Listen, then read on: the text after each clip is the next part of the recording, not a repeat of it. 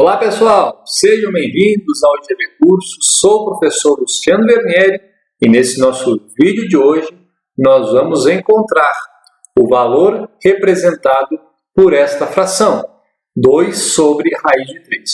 E por que nós temos que encontrar uma fração equivalente a ela? Porque nós não podemos deixar no denominador raiz, tá certo? Então vamos iniciar. Primeira coisa, nós vamos aqui escrever a nossa fração, 2 sobre raiz de 3. Observe o seguinte, como que eu vou fazer para retirar este raiz de 3 do denominador?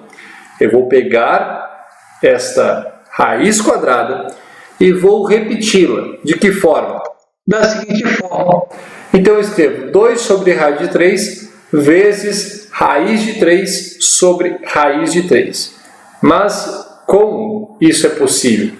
Porque se eu dividir raiz de 3 por raiz de 3, eu tenho 1.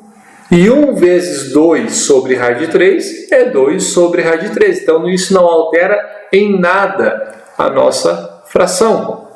Tá? Então, assim, toda fração, ou melhor, todo e qualquer número multiplicado por 1 é ele mesmo. Então, isso não interfere. O que eu fiz aqui? Eu simplesmente utilizei de um artifício, que é tomar, então, esta raiz quadrada que está no denominador e vou repeti-la e multiplicar por esta fração, como eu fiz aí, como vocês estão vendo na tela. Então, eu pego 2 sobre raiz de 3 vezes raiz de 3 sobre raiz de 3.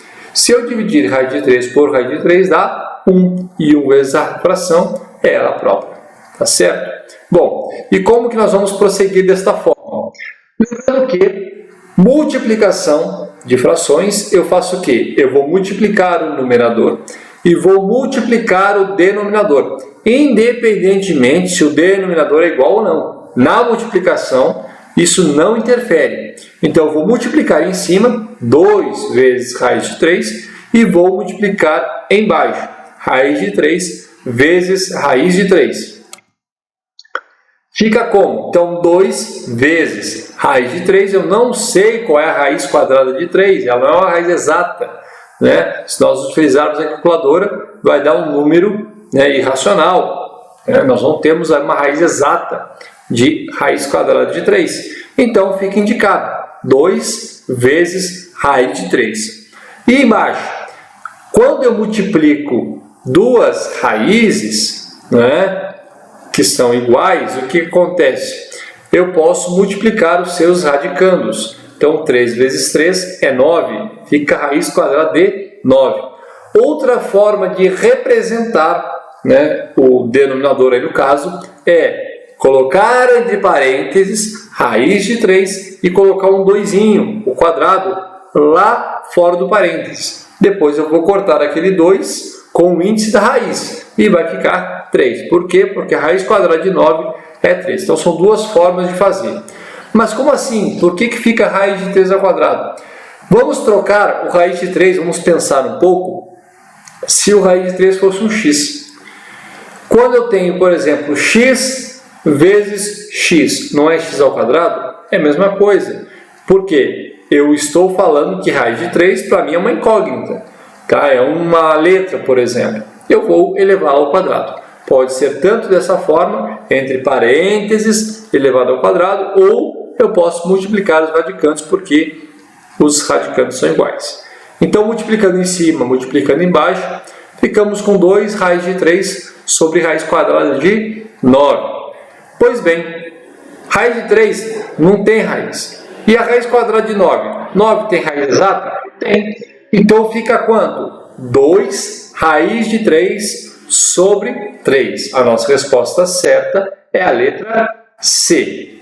Pois bem, o que então isso quer dizer? Por que a pergunta está falando? Eu quero uma fração equivalente. Quer dizer que se você dividir 2 por raiz de 3, é igual da mesma forma se você dividir 2 vezes raiz de 3 sobre 3, vai dar o mesmo resultado. Tá? É isso que está falando. E por que eu vou usar a racionalização? Que foi o que a gente fez? Por conta que eu não posso deixar aí nas respostas das nossas questões, né, raiz quadrada ou raiz qualquer uma que seja no denominador, tá certo? Bom, esse foi o nosso vídeo de hoje sobre racionalização. Se você ficou com dúvida, comenta aqui no vídeo. Se não, se inscreva no canal se você ainda não é inscrito e fique com Deus. Até a próxima e valeu!